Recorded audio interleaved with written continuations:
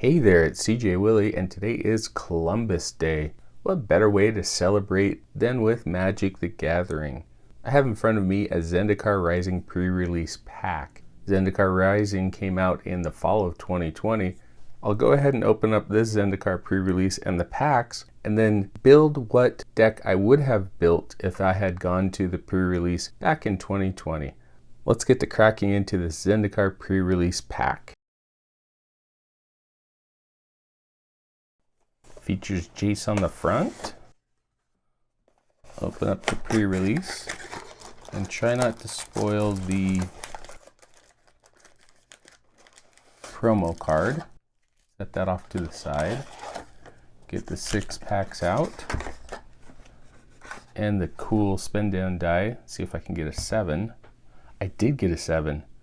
Wow, am I gonna get mythics in all my packs? Hopefully. Put those right there so I've got some space to put the cards around. Get to cracking.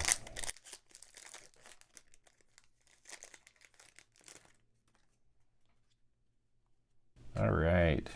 Read through the commons the first time around. After that, just get right to the uncommons and rare. Sneaking Guide, Deliberate, Cliffhaven Sellsword, Scavenge Blade, Ghastly Gloom Hunter, Dauntless Survivor, Cliffhaven Kitesail, Hakum Hellhound, Bubble Snare, Paired Tactician, the first uncommon, Base Camp, Concerted Defense, and the first rare is a Showcase, Kazundu Mammoth, pretty powerful in limited. 3/3 for 3. It has a landfall trigger. Like most of the double face cards in Zendikar Rising, has a land on the backside. Enters tapped, can tap it for green. Got a foil, a common Glacial Grasp. Set the foil over there. Put the commons up here with the forest. Ooh, and an Angel Warrior. Set those right here in front. All right, speed through some of these other packs. Has Nissa on the front of this one. Look through the commons quickly. Zendikar Rising was a fun set. I really enjoyed the landfall mechanic and built a few standard decks based around cards that came from Zendikar Rising. Got my piles mixed up. Let's put the commons and the commons right there and stick the rares down right in front. Cleric of Life's Bond, Mind Carver, Skyclave Cleric, and the rare Magmatic Channeler. I don't remember this card too much. Must not have been overly powerful. And a mountain and a double face checklist card.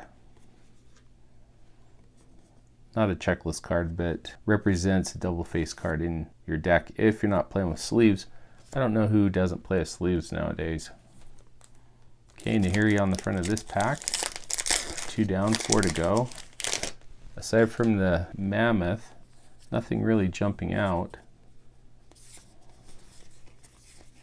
Go through the commons.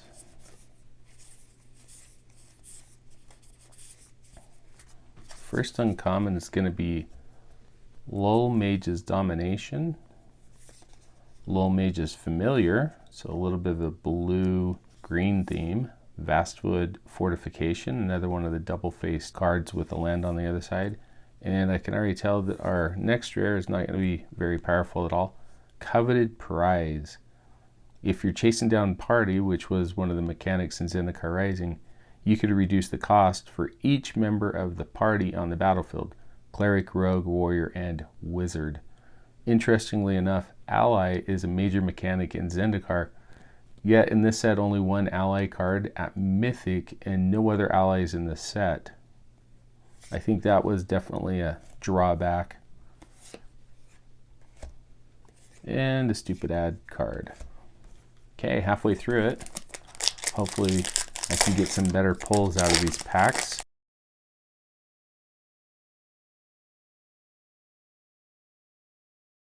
All right.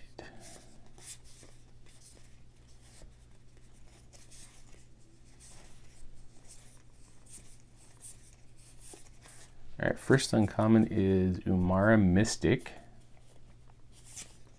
Blood Chief's Thirst, great card, both in limited and standard. Smogmad Treachery, and it looks like I've got hopefully something good. White Felidar Retreat. This card was definitely strong and limited, and I could see it taking off in sealed as well. Landfall mechanic, every time a land hits the battlefield, create either a 2/2 white cat beast creature or put a +1/+1 counter on each creature, and then they have vigilance until end of turn. This won a lot of limited matches. An island and another one of the stand-in cards. Green-white wouldn't be too bad. Quite a bit of landfall in those two colors.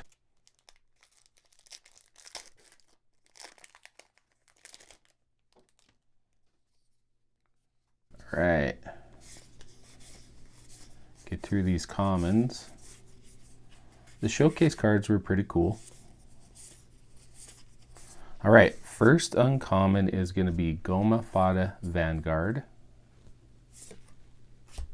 Canyon Jerboa, looks like I've got a foil coming up. Palaka Predation, and the next rare is Maddening Cacophony.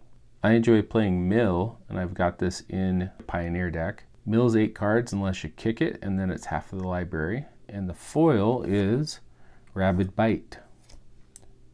Strong creature removal in green.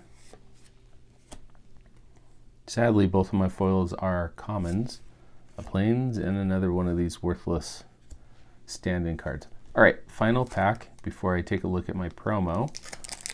Hopefully this pack yields something much better. Into the Royal. Fun card in blue.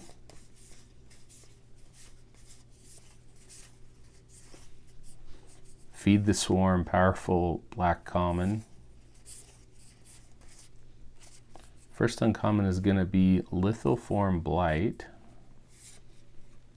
Rockslide Sorcerer. Akum Warrior. And final rare is Skyclave Shade. I don't know if that's really going to do anything. For my sealed deck, it looks like it's going to be a challenge. A forest and a copy token. All right, take a look at the divider. Promo, I guess if anyone wants this promo code, they are more than welcome to have it. I don't play Arena. The instruction booklet with some information about Zendikar Rising. Gear up for the adventure. See if I can get this open all the way. With all the different gear you can use when you're in Zendikar. And then some instructions on how you build your pre-release deck. All right, big reveal. What is my promo foil? Hopefully it's something way cool. It is a Magmatic Channeler, which I already have one of. Pulled it in this pre-release. Wah, wah, wah, wah, wah.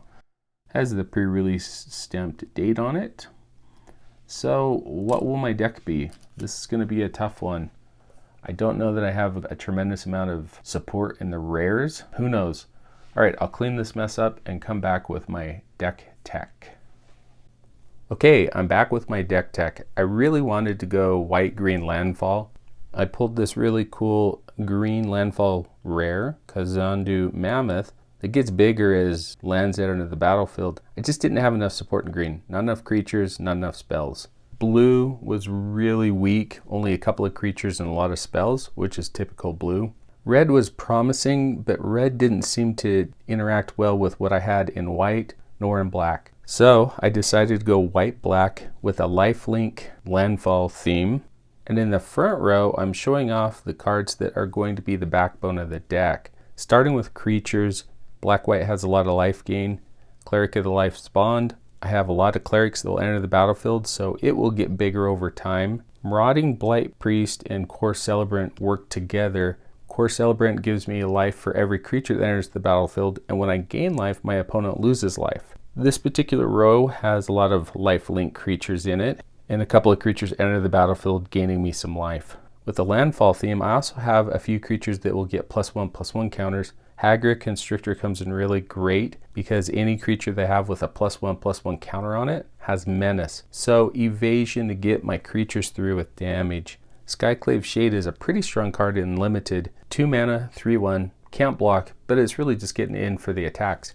If I cast it with a kicker cost, it enters with 2 +1/+1 counters.